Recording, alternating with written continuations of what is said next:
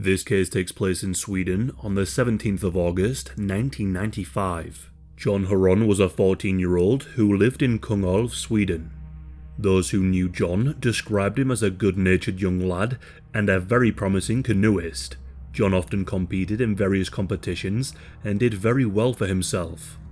In a national competition in the summer of 1995, he was able to win a bronze medal. His success was often written about in local and national news. Due to this success, some of those in his school would become jealous, and some would bully him due to their envy. The school that John attended had somewhat of an issue with students that were a part of racist organizations. For example, a number of students were a part of the Swedish White Aryan Resistance. It was these students that would threaten John on a regular basis. At the end of the 1980s, a new Nazi movement had developed in Sweden. This movement rapidly expanded during the 1990s and was able to recruit many young people. With mail-order merchandise available, many of these young people hung Nazi propaganda and memorabilia in their rooms. Bullying aside, John had a particular dislike towards these students because of their beliefs. He had a strong dislike for those who engaged in this new wave of Nazism.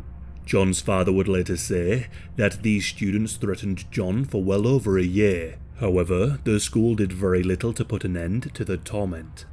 One bully at the school that would often try to intimidate John and had even threatened to kill him was 15-year-old Michael. However, if Michael ever tried anything, John would always stick up for himself, and was known to stick up for others too. On the 17th of August 1995, the summer holidays were coming to an end, so John and a good friend of his, Christian, decided to go camping by a lake. Right after finishing putting up their tent, the two teens were relaxing next to a fire, blissfully enjoying their time before school would start again. Although, coincidentally, the bully from John's school, Michael, was also at that very same lake.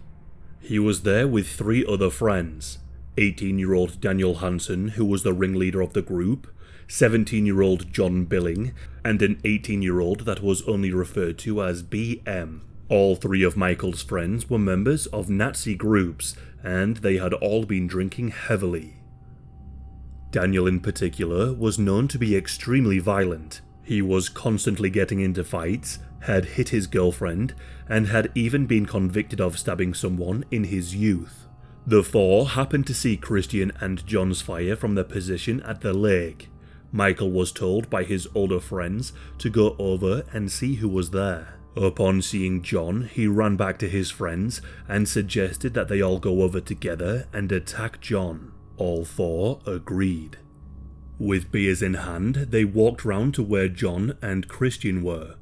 One of them, holding a full can of beer, took aim and threw the can into John's face as hard as he could. The 4 then began to savagely beat him and demanded that he say, "I love Nazis."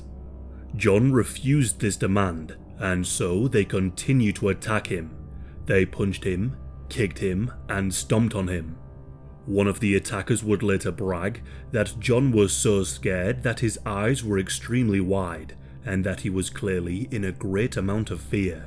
But then the 4 helped him up, grabbed him a beer, and began talking to him in a civil manner, apologizing for the beating they had given him.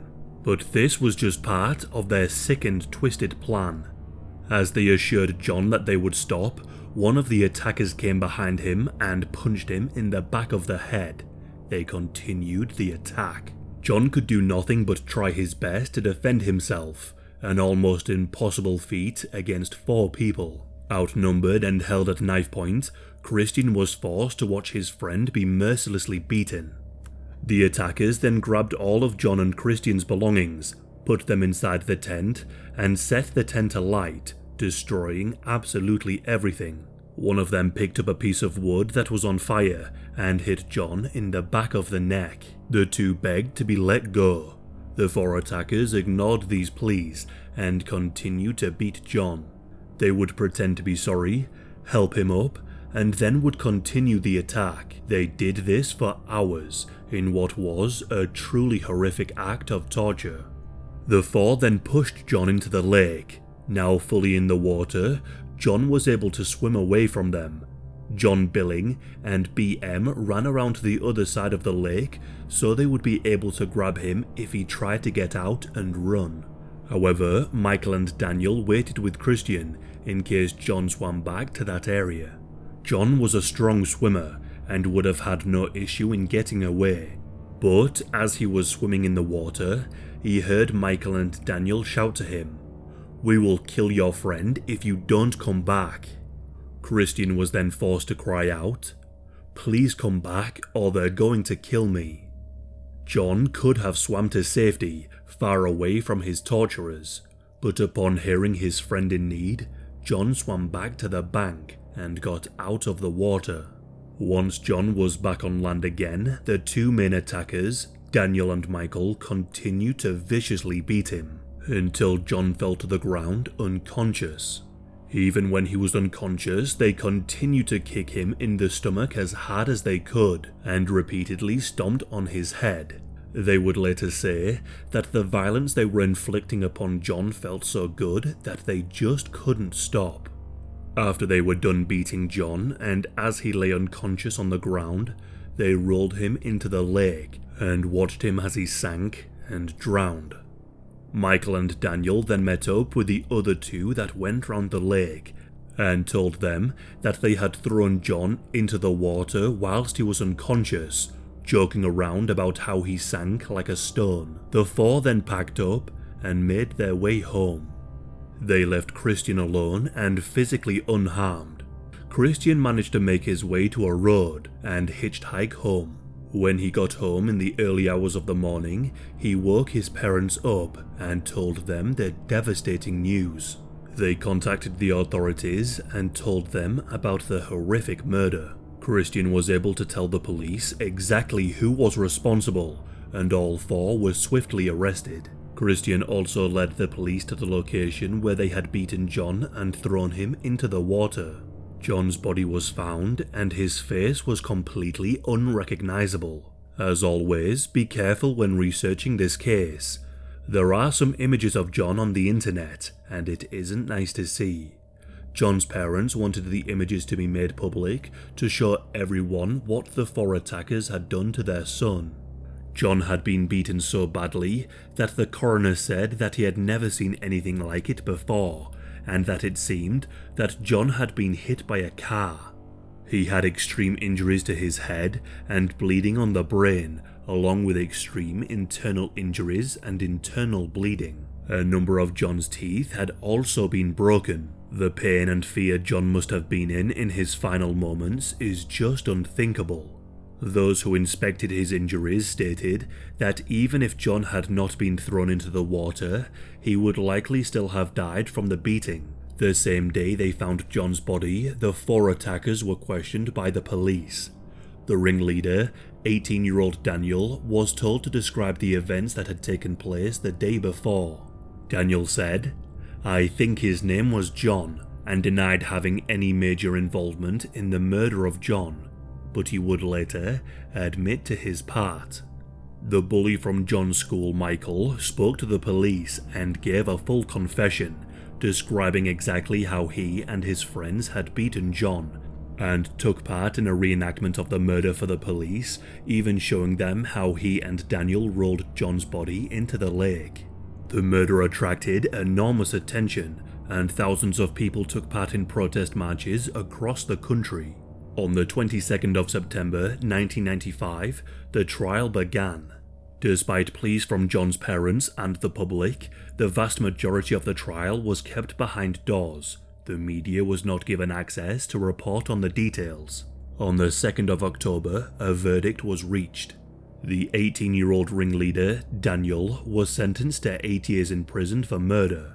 15-year-old Michael, the bully from John's school, was sentenced to 5 years for murder. The other two who left the scene before John was killed were found guilty of aggravated assault. One of them was sentenced to 10 months in prison and the other 4 months in prison. Whilst in prison, Michael was stabbed in the eye with a screwdriver by older neo-Nazis. They did this because he spoke to the police in detail about the murder. And inside prison, Daniel, along with other inmates, formed the Swedish version of the Aryan Brotherhood. When speaking about killing John, Daniel said, "I didn't even know John. If it had not been him, it would have been someone else." He then went on to say that he would not have committed the crime if he was sober. As for where these people are now, I couldn't find any information. John's father now keeps a framed portrait of John in the living room in his home, and upstairs he keeps boxes filled with photographs and newspaper clippings and awards that John won. A movie has also been made about the murder of John, which is available to watch online. In an interview, John's father said, "Of course, it would be easier to live if you could just forget, but once you become a dad, you're always a dad. You cannot escape it. John's murder has affected my whole life, and they haven't taken just John. It's the grandchildren and the whole piece that has been taken away from us." A non-profit foundation was established in the memory of John. Its purpose is to work against youth violence in Sweden, and John's parents went around schools talking about the dangers of getting involved in such violent organizations. What is also disgusting about this case is that John's grave has been vandalized a number of times by neo-Nazis. The cases I cover are very dark, and all of them are incredibly tragic. However, there are some details in some cases that just really get to me.